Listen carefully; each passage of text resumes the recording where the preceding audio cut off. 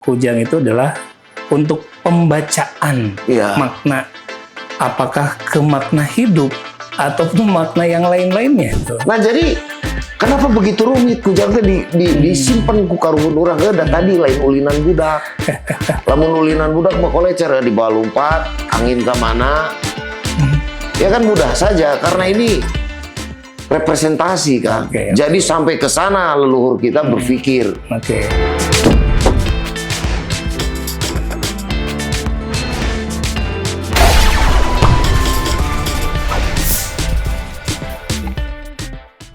Oke, selanjutnya kita akan berbicara mengenai filosofi kujang. Ya.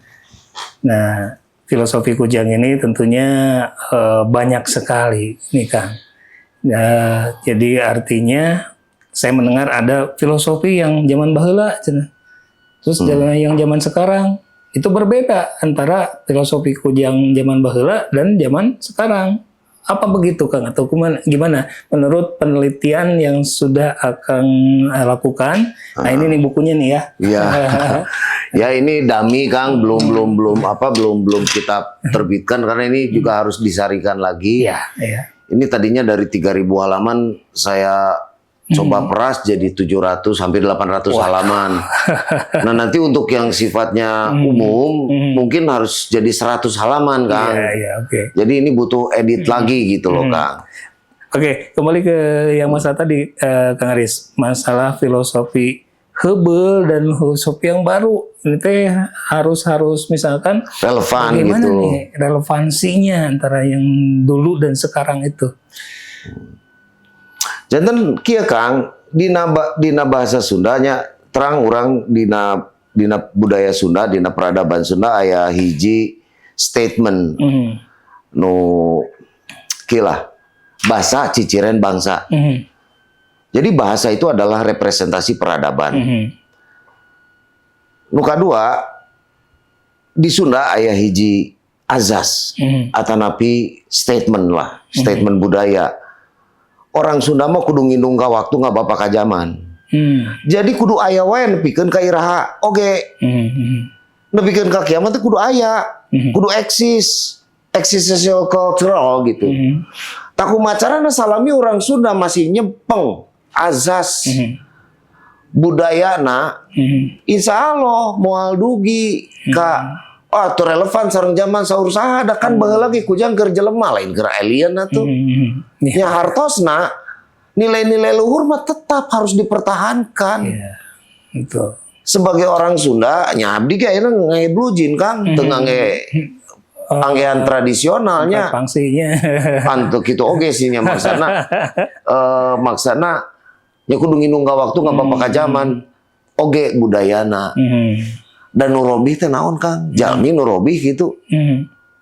Dan teknologi anu berkembang mah jalmi pan henteu. Memang nu tadi ku abdi disebatkeun bahwa ayeuna teh tos tebih jarak urang sareng budaya. Urang teu apal deui da kumargi kirang panginten edukasina atanapi kirang pemahamanana. Tadugikeun ka iraha wae upami ngacu kana budaya Sunda nya kudu ngindung waktu ngabapa ka zaman. Orang Sunda mah mancala putra mancala putri kudu fleksibel aya di setiap zaman. Lamun teu kitu nya beres atuh teu aya deui Sunda. Kitu sanes. Betul. Nah, kumargi kitu ya kita sebagai orang Sunda penerus atau sebagai pewaris budayanya ya harus mempertahankan itu. Rek hirup di mana wae Sundana ulah leungit. Tapi Kang, saya pernah mendengar dari seorang ahli budaya juga ya, jadi budayawan bahwa terhitung 10 tahun sekali itu ada budaya-budaya yang hilang, ada budaya-budaya yang mati. Betul. Bagaimana itu? Iya, tadi kan kita sudah ilustrasikan, karena kita tidak ada keterikatan, tidak merasa wajib berlandaskan atau hidup berlandaskan budaya dan tradisi. Maka salah satunya adalah bahasa. Ketika kita tidak pergunakan, maka banyak kosakata yang hilang. Sok ayeuna kieu we. Struktur kekerabatannya Kang. Ari putra Mang, kapi adi meureun. Ka urang jadi naon? Aki. Nah, lain atuh. Anak Adi mah ka urang Oke. ua. Nya wa. Ari urang ua ka anjeunna jadi naon? Mun anak lanceuk mah gampang alo. Halo. Nya, anak lanceuk. Anak lanceuk. Ari anak Adi Anak Adi. ya geus teu apa. Nah, kapanggih. Nah, eta oge pan kumargi tos teu dianggo suan. Suan. Ipar. Iya, betul. Ipar sok bahasa Sundana naon? Akang gaduraka tapi gadurai nikah tah. Statusna saha eta teh? Rai mah geus pugu adi, tapi carogena tanapi bojona Iya. urang nyebat naon? Duh kapal. Tak apa tuh nya. Dahuan. Dawan. Nah, itu saja sudah hilang. Ini jangan kira per detik hilang banyak kita. Oke. Ini mengenai hilangnya budaya. Bagaimana dengan eksistensi kujang ini juga, Kang? Sumuhun ari kujang ayeuna memang yang sewang-sewangnya setiap insan budaya atanapi para pelestari budaya Sunda khususnya sewang-sewang masih melakukan upaya proaktif untuk melakukan konservasi atau memelihara atau ngamumule lah. Saur Sunda nama ngamumule pan hesenya ku bahasa Indonesia teh naon artosna? Mengagungkan. Ya, memelihara secara proaktif lah begitu. Sewang-sewang kagungan tugas. Ya, saya mungkin di Kujang sosialisasi terus karena Kujang juga tidak terlepas dari bahasa ya. Saya juga harus memperdalam kembali bahasa Sunda dan saya juga tidak merasa yang paling bisa. Saya masih harus belajar, harus aktif juga menggunakan bahasa Sunda. Kalau tidak aktif meureunnan urang ge pabaliut ngomong teh nya. Iya, betul. Teu puguh undak usuk basana, teu puguh etika estetikana. Da kumargi kitu ya saya sih membangun ini dengan mengikat diri. Kita harus mengikat diri dengan kebudayaan rek lumpat ka mana atuh urang ayeuna. Rek nyantelkeun ka Korea, rek nyantelkeun ka barat. Da moal di aku. Sia saha meureunan cenah mah kitu. Ya urang kedah uih deui ka pamiangan urang kawit di mana. Dari asal usul kita memperdalam dan memang pada akhirnya Kang begini. Ketika saya mencoba untuk belajar, khususnya orang Sundanya, umumnya orang Indonesia, bangsa kita itu harus banyak belajar. Kenapa? Karena terlalu kaya. Bahasa ada berapa? Tradisi berapa banyak? SDA kita luar biasa. Ya kalau tidak banyak belajar ya susah dong. Beki moal ngarti meureun. Iya. Oke. Nah, ini mengenai tadi kan ya budaya kemudian eksistensi Kujang seperti apa. Ya. Apakah sampai sekarang masih diteliti, masih ditalungtik naon Kujang tuh nante manggihan gitu anu saestuna bagaimana itu Kang gitu. Ya kalau sampai sejauh ini saya masih agak optimis ya, masih optimis lah. Karena Kujang tidak dirubah dari simbol Provinsi Jawa Barat misalnya. Betul. Atau dari lembaga-lembaga lain kayak 330 ya, Kujang, TNI masih dipakai. Terus Yayasan Pasundan juga Kujang simbolnya. Dan banyak lagi Semen Kujang. Masih banyak lah. Cuma yang jadi persoalan hari ini bagaimana meningkatkan pemahaman. Nah, itu. Dan pemahaman ini pun bukan cuma dipahami karena tadi Kujang ini mengandung unsur edukasi. Kan Kujang ini adalah sebuah karya budaya yang memiliki nilai ilmu pengetahuan. Kernaon. Kan ini potensi, Kang. Ya potensi ini harus kita maksimalkan supaya berfungsi. Berfungsi apa? Ya jadi energi. Untuk menciptakan lagi sebuah karya peradaban di masa yang akan depan. Di masa yang akan datang, Jadi bukan cuma sekedar naon ngulik begitu jadi dukun henteu, jadi peneliti naon kan henteu kitu. Tapi ini merupakan potensi ilmu pengetahuan yang harus kita kembangkan dan menjadi energi, menjadi sumber acuan peradaban orang akan seperti apa nanti. Betul. Karena begini, Kang. Seluruh peradaban di dunia itu berlandaskan pada potensi. Potensi yang mereka miliki. Yang kemudian berfungsi menjadi energi. Nah, sekarang orang Indonesia atau orang Sunda naon peradaban anyarna, naon cirina, nu ayeuna tadi disebatkeun. Nah itu yang sama-sama kita pertanyakan. Dan saya juga nggak berani menyimpulkan. Nah ini Kang untuk tetap mendalami ataupun mengembangkan budaya ini, khususnya Kujang, apakah ada upaya-upaya ibaratnya dari pemerintah lah, bagaimana nih untuk konservasi Kujang ini? Apakah ada edukasi ke masyarakat langsung atau kayak gimana gitu loh? Atau seperti apa Kang?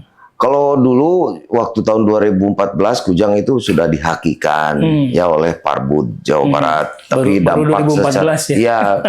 Berarti 20 tahun yang lalu ya. Ya dampaknya ke masyarakat apa ya kita juga belum tahu karena itu belum sampai kepada implementasi. Nah, saya secara pribadi juga sama, minimal sekarang memberikan satu pemahaman Kujang bukan senjata kayak susah, karena sudah terdoktrin. Dan itu hanya mereka baca dari teks, tidak melihat perupaan. Sementara Kujang adalah sebuah karya budaya dalam bentuk bahasa rupa. Ya harus dicernanya juga secara visual dong. Tidak bisa membaca secara tekstual saja, tapi dengan visual. Nah, ini harus dikaji ulang dan menjadi satu formulasi ilmu, Kang. Ilmu moral, etika, estetika, moralita budaya Sunda. Ada dalam perupaan Kujang. Dalam buku ini sudah saya coba rekonstruksi agar ini bisa diterima dan menjadi salah satu karakter orang Sunda. Dan sekarang kan kita pertanyakan apa fungsi atau sumbangsi orang Sunda untuk pembangunan kan begitu. Nah harus mengacu kepada nilai-nilai tersebut tadi. Dan ini juga bisa berupa teknologi, Kang. Ya nanti kan kalau kita bicara soal itu mungkin tadi ya 5 SKS gitu, Kang. Seminggu 2 kali pertemuannya. Harus khususnya, kelas khususnya. Kelas khusus atau textbooknya juga harus banyak dan minimal kita mengetahui asal usul bentuknya, asal usul katanya, kemudian fungsinya untuk apa nilai yang kita bisa dapat, kan sama. Tapi sejauh ini ada forum-forum khusus Kang, yang memang berjalan gitu untuk mengedukasi tentang Kujang ini.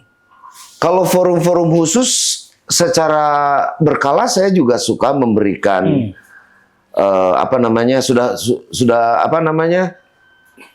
kalau seperti talk show, seperti wawancara, seperti kalau dalam bentuk kuliah belum, tapi kan Kujang sekarang sudah memiliki kekuatan akademis dan yuridis. Nilai akademisnya ya saya kan penelitian dulu waktu kuliah itu mengenai Kujang. Terus yang kedua saya menjadi saksi ahli ketika ada kasus Kujang tahun 2011 di Subang. Nah saya menjadi saksi ahlinya dan menyatakan Kujang bukan senjata. Dan itu alhamdulillah berhasil gitu. Kita ingkrah, Kujang dinyatakan bukan senjata.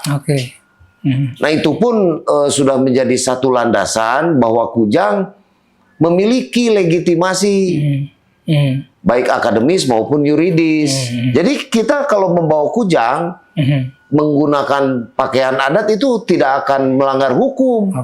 Nah ini Kang, saya kembali lagi nih ke pertanyaan awal.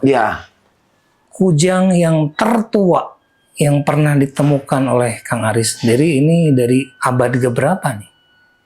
Ya kalau dalam ini kan banyak ya, karena begini Kang, penelitian yang saya lakukan itu sifatnya mandiri ya. Pada saat itu juga butuh waktu yang lama ketika kita mengumpulkan artefak dari berbagai wilayah. Dan bukan cuma di wilayah Jawa Barat Kang, ada juga di wilayah yang lain, di Jawa Tengah, Jawa Timur. Nah, pertama Kujang yang paling tua tadi ya. Sementara ini ya, bukan kesimpulan. Ya ada di atas 500 tahun usianya. Itu pun ada satu satu disiplin ilmu tradisi, yaitu disiplin ilmu penangguhan ya, dan penangguhan yaitu disiplin ilmu berdasarkan estimasi penciptaannya, dan ilmu dapuran yaitu disiplin ilmu rancang bangunnya, strukturnya begitu. Itu ditemukan di mana tuh Kang? Yang tertua itu? Yang tertua itu dari wilayah, sebentar, saya suka, kalau nggak salah dulu dari wilayah Garut. Garut. Ya. Garut. Dan ada juga beberapa kujang yang saya dapat juga dari Jawa Timur. Dari Jawa Timur? Iya. Nah ini juga satu kendala pemahaman ya Kang ya. Jadi wilayah yang kita kenal sekarang itu misalnya Jawa Barat, Jawa Tengah, Jawa Timur, itu wilayah administratif. Awalnya itu dibentuk tahun 1925 berdasarkan apa yang saya baca dari karya Profesor Edi Eka Jati. Itu tahun 25. Dulu tuh baru ada 7 provinsi atau Regenschappen dalam bahasa Belanda.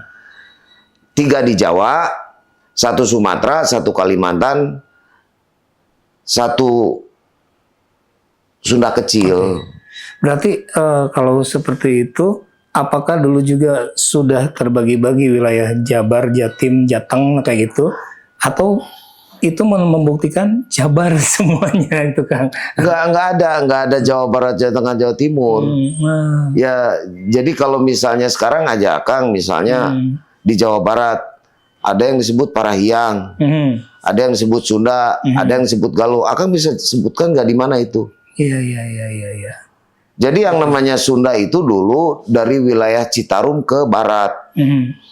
Dari wilayah Cimanuk ke timur itu Galuh. Antara Citarum dan Cimanuk ini Parahiang. Nah, jadi yang harus kita rekonstruksi juga termasuk wilayah. Jadi wilayah yang harus kita rekonstruksi adalah wilayah historis kultural. Bukan wilayah provinsi sekarang. Nah, itu baru ada tahun 57. Jawa Barat coba lihat dalam sejarah itu tahun 57 setelah dekret presiden. Nah, apa yang diyakini oleh para ahli ketika kujang ini menjadi simbol Jawa Barat bahwa itu benar-benar asli Jawa Barat, gitu kan? Iya, tadi dari wilayah saja kan sudah disebutkan. Saya menemukan kujang itu yang paling tua itu di atas 500 tahun. Dari Provinsi Jawa Barat karak resmi tahun 57. Kolot mana? Iya. Iya kan? Iya. Tapi itu dijadikan simbol nggak ada masalah selama nilai-nilai luhur filosofinya, nilai-nilai luhur budayanya dipakai. Yang jadi permasalahan nilai luhur itu dipakai, eta. Jadi cuma artifisial saja, tapi nilai-nilai moralitanya enggak, estetikanya enggak, etikanya enggak. Buat apa? Iya, betul. Nah itu jadi yang menjadi persoalan hari ini. Karena kan ya kita tahulah indeks moralita kita tuh sekarang makin kesini makin kacau gitu loh. Nah makanya kita merekonstruksi ini pangeling-eling. Iya karuhun lain eueuh gawe geus hese capek nyeun kujang teh. Komo baheula can aya Krakatau Steel. Iya, hese pisan ya. Oh dari pasir besi langsung dimurnikan dengan cara dibakar. Oke, Kang. Kang Aris, kalau ngobrol lagi dan terus ini butuh 5 SKS Iya. tadi ya. Nah, berhubung ini waktunya sudah mepet nih, barusan juga disebutkan pangeling-eling. Mangga ini mah pangeling-eling kanggo urang Sunda sakumna melalui Tolombong Podcast ini, mangga dipersilakan. Mun panginten uwi deui kana tadi da abdi mah nya salaku pewaris budaya Sunda. Salah nama gaduh contekan. Dan orang Sunda untuk mempertahankan eksistensi peradabannya yaitu tadi. Orang Sunda kudu gindung ka waktu, nggak bapak ka zaman. Kapanpun, dimanapun, sampai kapanpun orang Sunda harus tetap memegang teguh azas budayanya. Itu untuk menyelamatkan eksistensi kasundaan orang, sewang-sewang. Apapun dilakukan mangga untuk membangun budaya silahkan. Kita sama-sama proaktif, sama-sama mengingatkan, ngageuing ka sasami orang Sunda gitu Kang. Ya, hatur nuhun pisan Kang Aris informasinya. Dan demikian informasi kita kali ini tentang kujang yang tadi sebutkan. Nanti mungkin akan disambung lagi 5 SKS ya ke depannya. Jangan lupa subscribe, like, dan nyalakan loncengnya. Segala sesuatunya Andalah yang memaknai bagaimana hal yang kita sudah ungkapkan di sini, apakah menginspirasi ataupun mengedukasi. Terima kasih, sampai jumpa lagi di lain waktu. Salam jumpa di Tolombong Podcast berikutnya. Oke. Waduh, lumayan. Alhamdulillah, Kak Anis.